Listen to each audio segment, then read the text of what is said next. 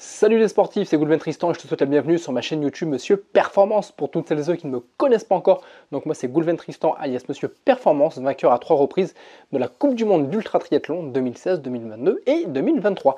Jingle.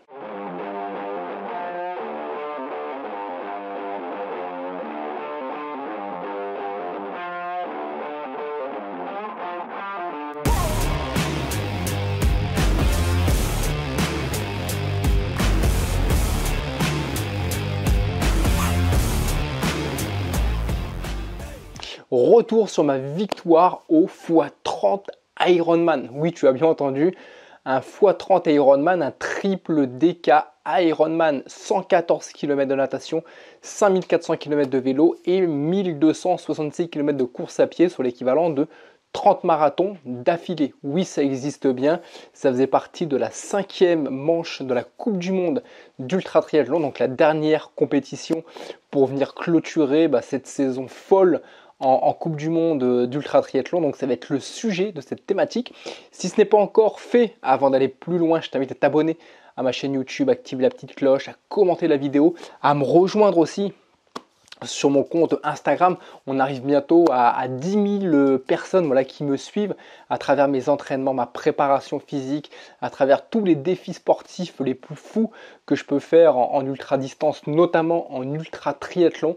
Donc je t'invite à rester sur cette vidéo pour te partager un peu mon retour d'expérience sur ce x30 Ironman que j'ai remporté il y a pas plus tard d'une semaine. Donc voilà, retour sur cet événement sportif où il y a beaucoup de personnes qui m'ont suivi. Je tenais aussi à remercier toutes celles et ceux qui m'ont suivi à travers le live que j'avais pu partager justement sur Instagram. Tous les comptes rendus que j'ai pu faire presque de manière quotidienne. Il me restait un tout petit peu d'énergie à la fin de chaque journée pour vous faire un petit compte rendu de quelques minutes sur ma journée, sur le classement, sur mon état de forme, sur les épreuves au quotidien.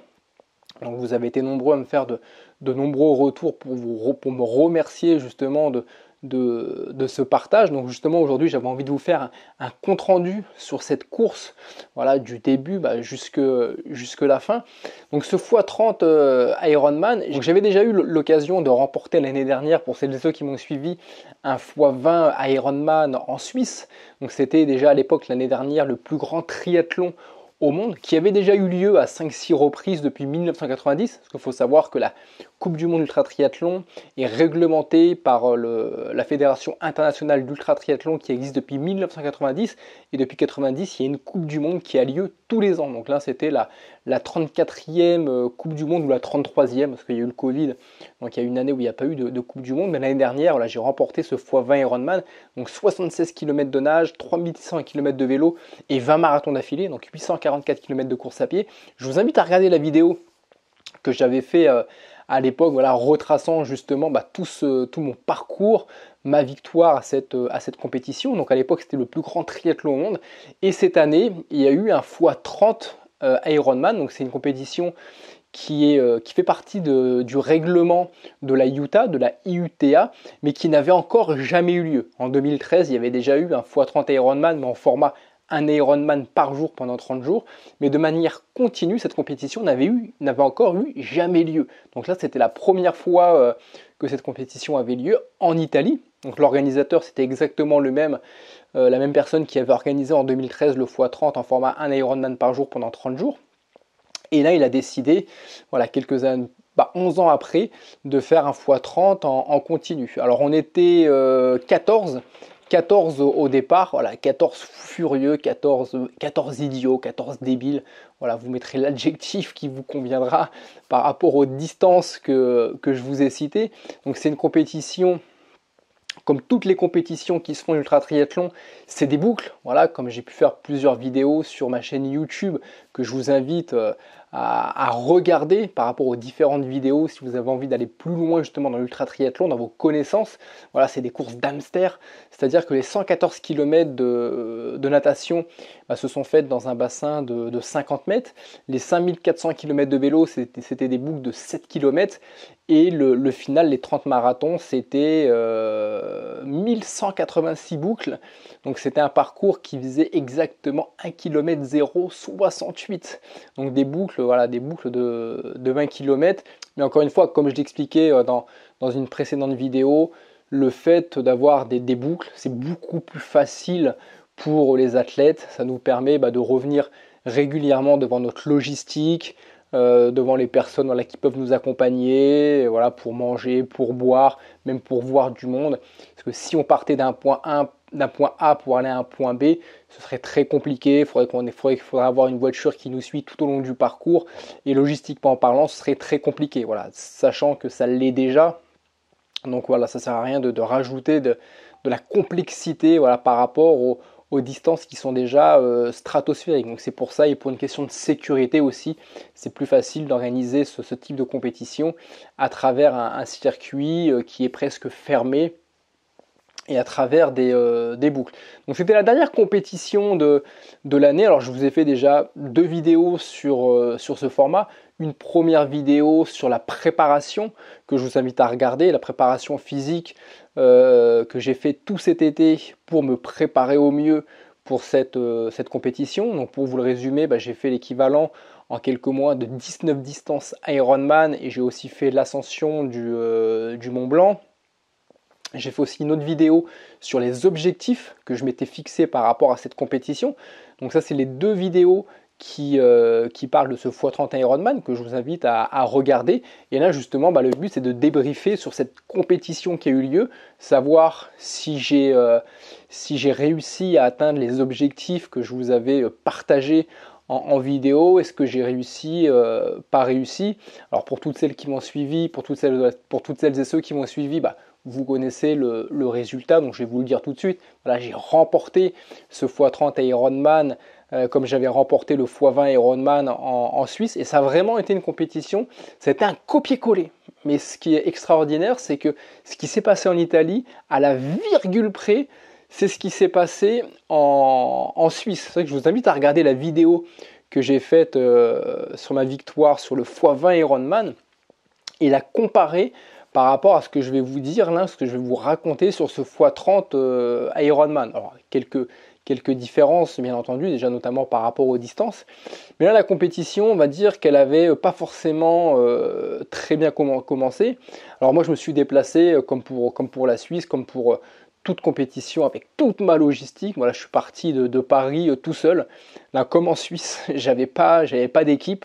Voilà, c'est toujours compliqué de trouver une personne ou des personnes qui vont pouvoir vous accompagner pendant 20, 30, 40 jours. Voilà, c'est très compliqué. Ça l'est déjà pour moi de trouver des solutions par rapport à ma famille, par rapport à mon travail.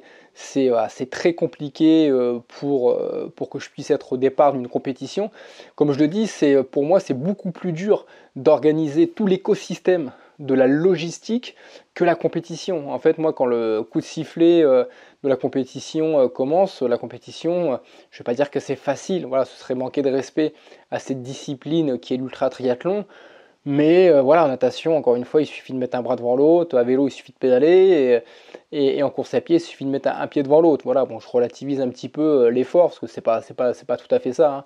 Il y a énormément de difficultés, de problématiques, de souffrances, beaucoup de choses à gérer. Mais ce que j'ai à gérer en amont, c'est beaucoup plus compliqué pour moi que de devoir gérer justement des compétitions comme celle-ci, avec tous les problématiques qui en découlent.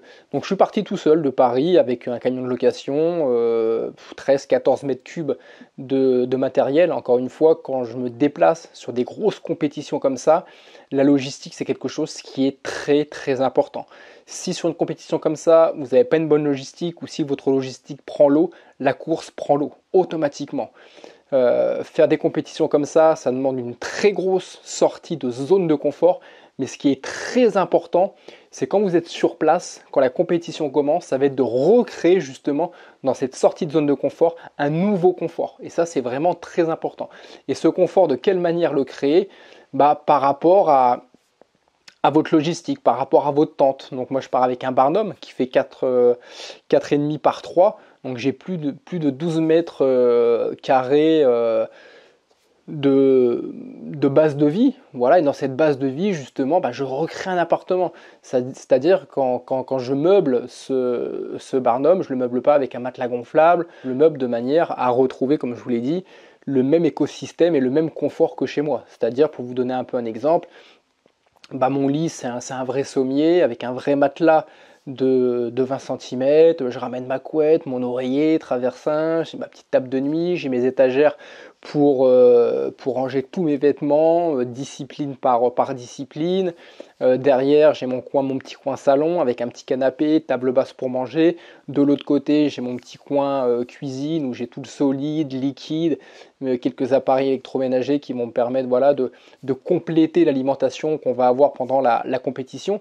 Donc je recrée vraiment un lieu de vie où je vais prendre du plaisir. Voilà, où quand je vais rentrer dans ce lieu de vie, waouh, ça va pas être une charge mentale supplémentaire de me dire c'est le bordel, je trouve pas ci, je trouve pas ça, je prends pas plaisir à rentrer dans ma tente parce que c'est tout petit, parce que c'est exigu, parce que je suis obligé de chercher pendant 5 minutes toutes les affaires que je veux. Non, moi tout est bien ordonné, tout est bien classé et ça me facilite justement, c'est une charge mentale en moins justement par rapport à tout l'effort physique et mental que va me demander cette compétition. Donc moi je m'installe, à chaque fois les gens sont impressionnés par toute la logistique que je déploie, mais en même temps ils connaissent aussi les résultats que j'ai avec et ils sont d'un côté, ils sont impressionnés mais admiratifs par le professionnalisme que je mets justement à aborder cette compétition. Donc voilà, ma logistique est installée. J'arrive 3-4 jours avant la compétition justement pour me familiariser avec le lieu, avec la compétition, avec les athlètes, reconnaissance du circuit et tout. Et là, la première problématique que j'ai rencontrée par rapport en Suisse. En Suisse, en fait, on posait sa tente et par rapport à la tente, les 3 disciplines étaient au même endroit. Il y avait la piscine, l'épreuve de la natation qui était à 200 mètres, le circuit vélo qui passait devant la tente et le circuit course à pied qui passait également devant la tente. Sauf que là, grosse compétition, mais l'organisation très compliquée à gérer. C'est-à-dire qu'en fait, la natation était sur un lieu, le parcours vélo était à 7 km, le parcours course à pied était sur un 3e lieu à 7 km. Donc en fait, 3 logistiques. Et ça, en fait, c'est quelque chose que je n'avais pas forcément pris en compte, malgré tous les échanges que j'ai pu avoir avec l'organisateur. Donc soit c'est lui qui s'est mal exprimé, soit c'est moi qui ai mal compris, mais en tout cas il y a eu un très gros loupé dans notre communication. Donc en fait, au moment où j'installe ma base de vie, en fait c'était la base de vie où allait avoir lieu uniquement la course à pied. Mais la natation, donc les 4 jours de natation et les 14-15 jours de vélo, allaient se passer ailleurs. Donc l'organisateur avait tout prévu pour nous mettre à disposition des tentes et tout ça, mais il fallait que j'installe ma logistique pour la course à pied et pour l'avant-course, mais de cette logistique, il fallait que je prenne aussi du matériel qui allait me servir pour la natation. De la natation, il fallait que des équipiers, des bénévoles de l'organisation transfèrent toute ma logistique de natation pour la nouvelle logistique de course à pied. Et pour la course à pied, une fois terminée, pour le vélo, une fois terminé, qu'elle transfère toutes mes affaires de ma logistique vélo pour qu'elle les remette au point de départ sur ma logistique course à pied où allait se terminer la compétition. Donc une complexité comme pas possible, surtout quand on est tout seul. Voilà, j'aurais été accompagné de 2-3 bénévoles ou 2-3 amis, ça aurait été beaucoup plus simple, mais là j'étais tout seul, donc j'ai passé énormément de temps à déballer mes affaires, transférer, ranger, défaire, déballer.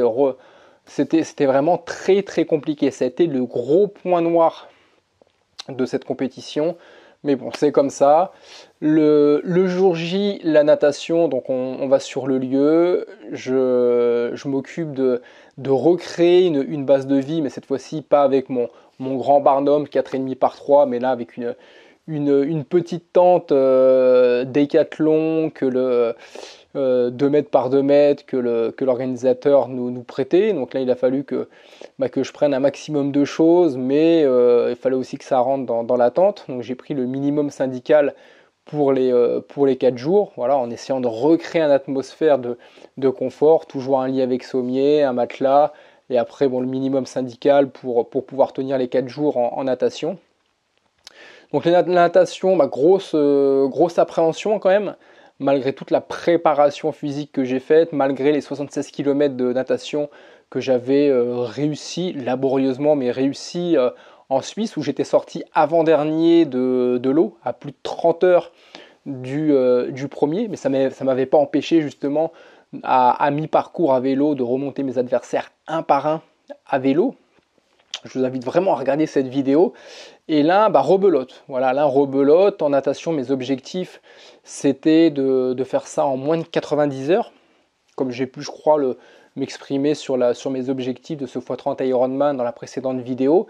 Et voilà, et surtout de sortir avec le moindre retard possible sur le premier. Sachant que les athlètes, 90% des athlètes qui étaient en Italie, c'était les mêmes qui étaient en Suisse. Donc là, pour le coup, autant en Suisse, j'avais pas du tout visualisé une victoire. Voilà, j'avais plutôt visualisé en 1 déjà de terminer la course et en 2 éventuellement de faire un podium. Parce que j'avais déjà fait 2 grosses compétitions en Suisse en 2016 et en 2022 et à chaque fois j'avais fait 3e. Donc je me suis dit tiens, pourquoi pas encore une fois 3e et j'aurais été satisfait de cette place. Sauf que j'ai pas fini 3e mais j'ai fini premier à la surprise générale. Et là je connaissais les athlètes. Donc j'avais quand même un ascendant voilà, par rapport à eux. Et là clairement mon objectif c'était de finir premier. Alors il y avait un athlète polonais qui est très très fort. Voilà, Jurand. Et c'était mon adversaire pour moi numéro 1. Alors, ça reste toujours moi-même, mon propre adversaire, entre les blessures, le mental, ne pas craquer mentalement, ne pas craquer physiquement sur de telles distances. Mais voilà, outre le fait que ce soit moi-même mon principal adversaire, il y avait aussi cet athlète polonais qui est très très fort. Mais j'avais pour objectif de me dire, voilà, j'ai remporté le x20, il y en a beaucoup qui me voient comme le prétendant, comme le favori pour remporter ce x30. Parce qu'autant le Polonais, il est très très fort, mais autant il n'a jamais été au-delà d'un x10. Il a passé d'un x10 à un x30. C'est pas la même musique, c'est pas la même appréhension. On n'aborde pas un x10 de la même manière qu'on aborde un x30. Donc j'avais aussi un ascendant sur lui. Voilà, sauf que lui, voilà, il venait aussi avec une équipe de 4-5 personnes. Moi, j'étais tout seul. C'est jamais simple, mais voilà, je me suis dit, voilà, pourquoi pas faire un x30. Il y en a beaucoup qui me voient comme le grand favori. Donc s'il y en a qui me voient comme un grand favori, je suis obligé aussi moi-même de me voir comme le favori, d'assumer ce rôle et de tout donner. Donc mon objectif en natation, c'était de sortir avec le moins de temps possible par rapport au premier. Voilà, je savais que le premier, ça allait sûrement être le Lituanien qui allait sortir premier de l'eau ou le Polonais. Voilà, l'année dernière, j'étais sorti avec 30 heures de retard sur le premier, donc sur le Lituanien, Todd Vidas.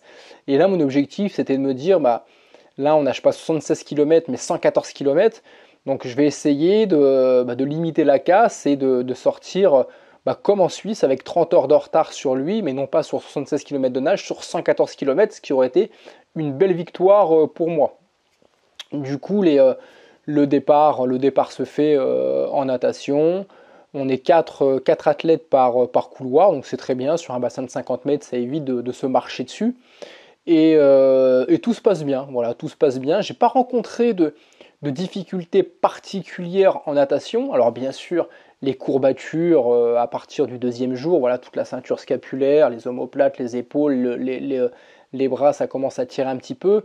On a eu la chance pendant ces 4 jours d'avoir du beau temps, sauf sur le dernier jour où il a commencé à pleuvoir, à faire un peu plus froid, mais on a eu du 30 degrés, du 25, 30 degrés sur les 3 premiers jours.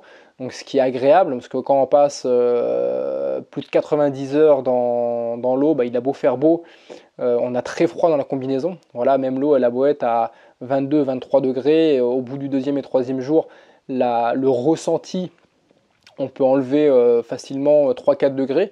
Donc il n'y a pas eu de problème particulier, voilà, à part la fatigue, à part les courbatures. Le plus gros problème en natation, c'est de passer 4 jours dans le froid.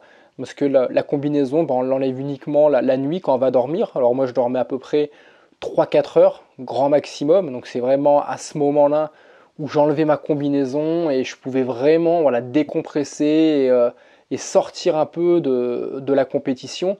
Mais sinon, voilà, la combinaison, je l'avais 20 heures sur 24. Et c'est horrible d'être mouillé, d'être humide 20 heures sur 24. C'est vraiment pas agréable. C'est le gros point qui est vraiment très très dur à gérer en natation. Au-delà, voilà, le fait d'avoir des courbatures, d'être fatigué, d'avoir des baisses de motivation, des baisses de régime, et voilà, ça, on sait que ça fait partie du jeu. Donc la natation se passe bien, j'enchaîne les kilomètres, et je vois au chrono que je suis pas si loin de ça des premiers, en tout cas que les 2-3 premiers nageurs n'arrivent pas forcément à me distancer comme ils ont pu le faire en Suisse. Et la finalité de la natation, c'est que je sors comme en Suisse avec 30 heures de retard sur le premier, mais cette fois-ci sur 114 km de natation. Et moi, je sais qu'après, j'ai 5400 km de vélo pour pouvoir remonter ce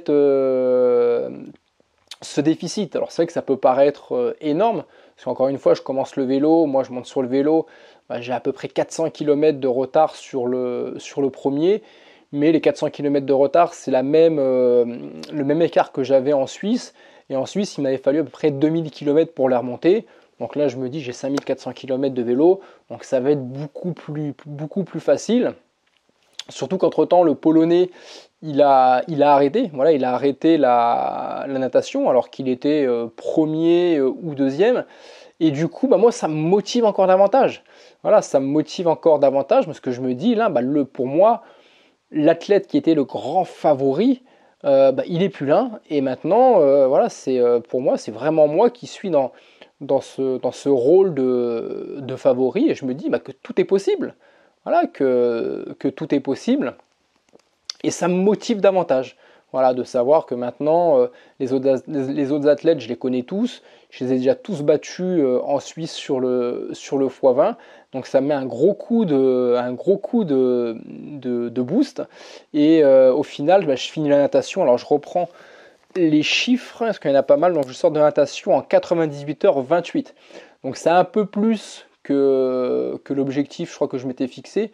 En tout cas, au début de cette compétition, je m'étais fixé moins de 90 heures. Donc je sors en 98 heures. On avait 106 heures pour faire la natation. Donc c'est quand même une grande satisfaction de sortir vivant de l'eau et surtout de sortir sans être trop abîmé. Voilà, j'ai naturellement mal aux bras, mal aux épaules, mais c'est pas non plus une grosse douleur. Ça m'empêche pas de prendre le vélo, de trouver une bonne position en position contre la montre, et ça c'est une bonne satisfaction. Donc après la natation, je prends le temps de dormir 1 ou 2 heures, et rapidement je monte sur le vélo, et maintenant j'ai hâte d'en découdre avec le vélo. Je suis super content enfin de pouvoir changer de discipline, et surtout de ne plus être mouillé, d'être au sec. Et quel bonheur, quel bonheur, même si je sais que le vélo, au bout du 2000 ou du 3000e kilomètre, je vais le haïr et je vais avoir envie de le jeter dans le fossé. Mais là, en tout cas, à l'instant T, c'est que du bonheur de monter sur le vélo et enfin de pouvoir faire fonctionner les jambes. Parce que les 98 heures que j'ai passées dans l'eau, il n'y a que les bras qui travaillent. Les jambes, ils servent juste d'équilibre, de rester droit. Et c'est vraiment un plaisir de reprendre le vélo. Et je sors dernier cette fois-ci, là où j'étais sorti avant-dernier en Suisse, là je sors dernier avec 1 heure et demie, 2 heures de retard sur l'avant-dernier et 30 heures de retard sur le premier. Mais très content de moi, très satisfait. Encore une fois, je me dis que maintenant c'est place à la remontada. Et il faut prendre la première place à vélo le plus rapidement possible. Donc le vélo, je pars de nuit, parce que je dois finir la natation sur les coups de 22 heures. Et la stratégie que je mets en place, c'est de rouler toute la nuit. Voilà, je me sens bien. Je sens que j'ai le coffre pour rouler et ne pas aller dormir. Et en fait, en regardant le classement, donc je suis bon dernier. Mais en fait, il y a le 7e, 6e, 5e et 4e. Donc 4 qui sont sortis quasiment dans un mouchoir de poche, mais qui sont sortis uniquement entre 3 et 5 heures avant moi. Ils ont tous opté pour la même stratégie, c'est d'aller dormir. D'aller dormir 7-8 heures. Et du coup, moi, j'ai opté pour une stratégie inverse, c'est-à-dire de rouler directement. Et je roule toute la nuit. Et au bout du 3e tour, je m'aperçois que je passe de dernier à 3e. Voilà, je passe directement au 3e parce que tous les autres qui sont sortis avant moi sont tous partis dormir, voilà, prendre un maximum de force, d'énergie pour bien commencer le vélo. Et moi, j'ai opté pour une autre stratégie, et c'est une stratégie qui s'est avérée payante, parce qu'au bout des premiers tours, je prends la 3e place. Et ça, c'est un booster supplémentaire pour le vélo. Et du coup, sur les coups de 8 heures du matin, j'ai été dormir 3 heures, de 8 heures à 11 heures.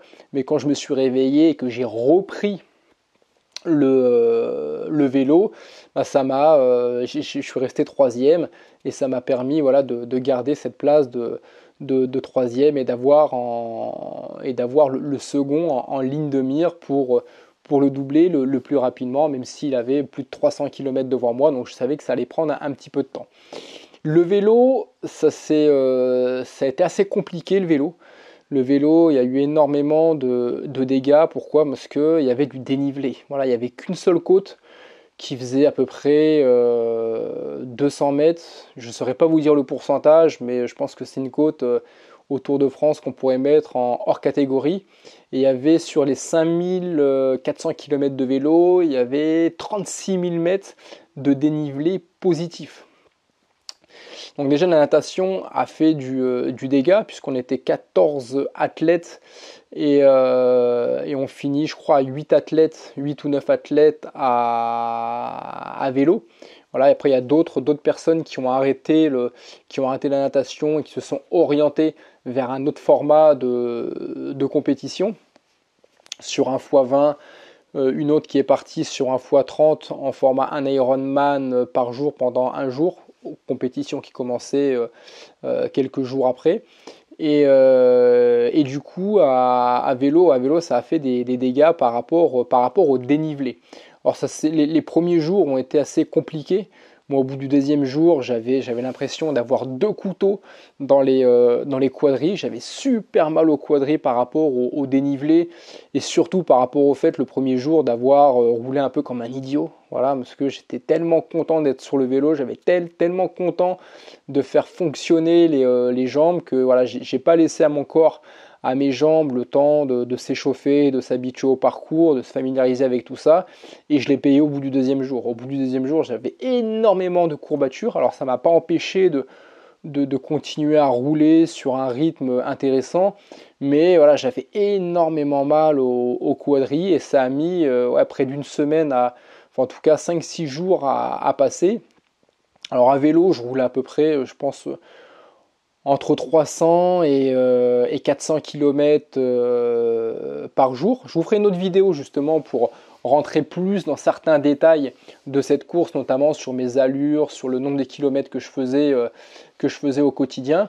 Mais à vélo, voilà, je devais rouler entre 300 et 400 km à peu près.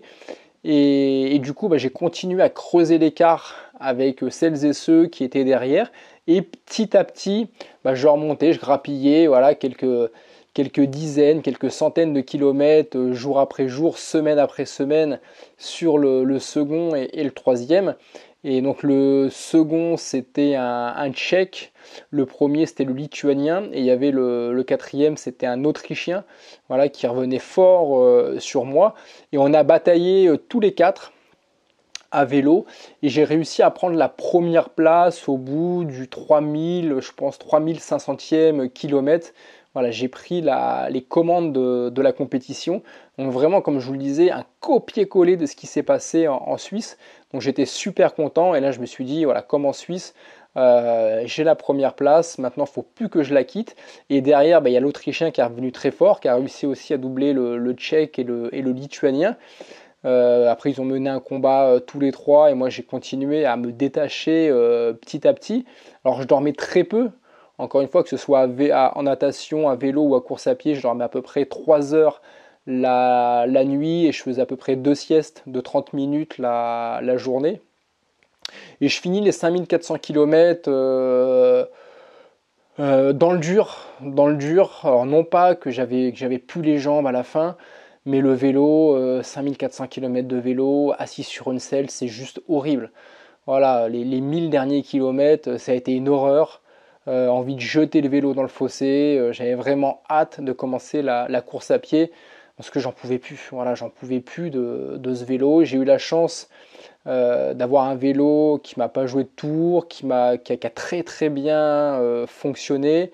J'ai juste crevé une fois, et encore c'est de ma faute, c'est un moment d'inattention où j'étais sur le téléphone et je me suis pris un nid de poule et ça n'a pas loupé, crevaison directe. Donc il y a juste eu voilà, 20 minutes de perdu sur une crevaison. Et c'est tout, sinon j'ai rencontré aucun problème mécanique avec mon BMC. Donc j'ai utilisé mon BMC sur 5350 km et j'ai fait 50 km avec mon second vélo, mon tout premier vélo contre la montre, un Pinarello. Donc tout s'est bien passé de ce côté-là.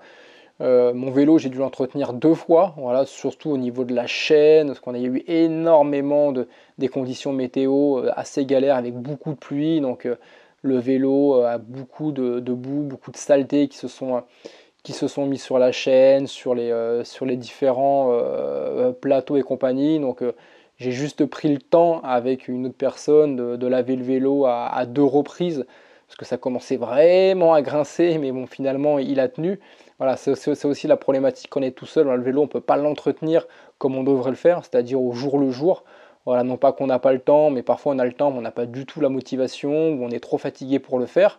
Donc voilà, on croise les doigts pour que tout se passe bien et que le vélo nous lâche pas. Et ensuite, une fois que j'ai terminé le vélo, donc à la première position, c'était vraiment une énorme satisfaction. Et je savais qu'en course à pied, j'étais largement, j'étais au-dessus de mes adversaires. Voilà, encore une fois, par rapport aux différents résultats qu'ils ont pu obtenir sur différentes courses et surtout par rapport aux résultats qu'ils avaient obtenus en Suisse. Le second, c'était le Tchèque. Voilà, je savais que le Tchèque, Yuri, je lui avais mis 4 jours dans la vue en Suisse. Il n'avait même pas fait un podium. D'ailleurs, il avait fini 4 ou 5e. Et là, c'est lui qui était deuxième. Je savais que l'Autrichien allait avoir des difficultés en course à pied parce que c'est pas son élément. Et le Lituanien, voilà, je savais que j'étais au-dessus de lui aussi en course à pied, malgré qu'il a un très bon niveau. Et la course à pied, ça s'est presque passé comme je le voulais. Alors pas tout à fait, parce qu'en Suisse, j'avais fait une moyenne de 95 km par jour. Donc là, mon objectif, c'était de faire au minimum 100 km par jour, voire même taquiner les 105, 110 km. Bon, j'avais vu peut-être les choses un peu trop en grand, parce que le parcours, contrairement à celui de la Suisse, qui était plat, très roulant, où il n'y avait pas de demi-tour, presque pas de virage, c'était vraiment presque un rond ou une sorte d'ovale, le parcours. Là, c'était un parcours 50% bitume, 50%, même 40% bitume, 60% terre battue, donc trail, avec un petit peu de dénivelé, des virages, des demi-tours. Donc un parcours voilà, très gras, très compliqué, très technique. Et j'ai vite compris que les 100 km par jour, ça allait être compliqué. Surtout que là, on est au 20e jour à peu près.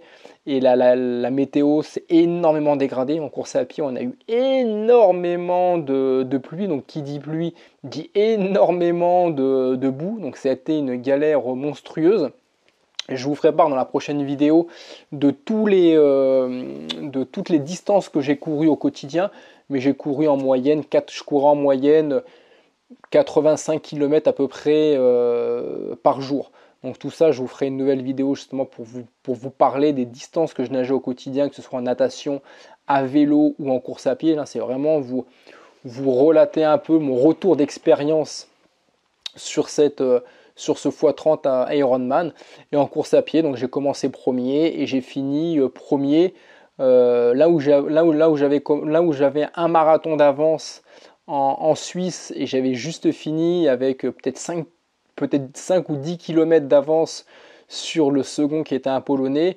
Là, il y a juste cette musique qui n'a pas été la même en Italie, puisque j'ai commencé avec presque un marathon d'avance. Enfin, j'ai commencé avec 30 km d'avance sur le Tchèque et je finis avec 2 marathons d'avance sur lui. Donc tout au long de la course à pied, j'ai continué à creuser l'écart. Alors écart qui s'est vraiment fait sur les 5-6 derniers jours. Voilà, pendant les 10 premiers jours de course à pied, on était exactement sur le même rythme. J'avais du mal à avoir plus de 30 ou 40 km d'avance sur lui, mais j'ai réussi à maintenir l'écart malgré toutes ces attaques qu'il a pu faire. Et à un moment et un jour, voilà, j'ai posé un peu le cerveau, j'ai tout débranché et voilà, j'ai augmenté ma moyenne pendant 2 jours de 5 ou 10 km. Voilà, ça lui a mis un gros coup au moral parce que j'ai continué à creuser l'écart. Et 1 ou 2 jours après, il a arrêté ses attaques, enfin, il baissait un petit peu de régime. Moi, j'ai continué sur le même régime de minimum 2 marathons par jour. Et au jour le jour, j'ai continué de creuser l'écart pour arriver à plus de 2 marathons d'écart et terminer cette compétition en exactement 862 heures, 35 minutes et 29 secondes, ce qui fait un peu moins de 36 jours, là, 35 jours, 9, je crois, enfin un petit peu moins de 36 jours. Donc une énorme satisfaction, voilà, d'une part d'avoir terminé le plus grand triathlon au monde, mais surtout de l'avoir terminé à la première place. Donc après avoir remporté le x20 Ironman en 2023, je remporte le x30 Ironman en 2024. Donc voilà, c'est génial, c'est une énorme satisfaction.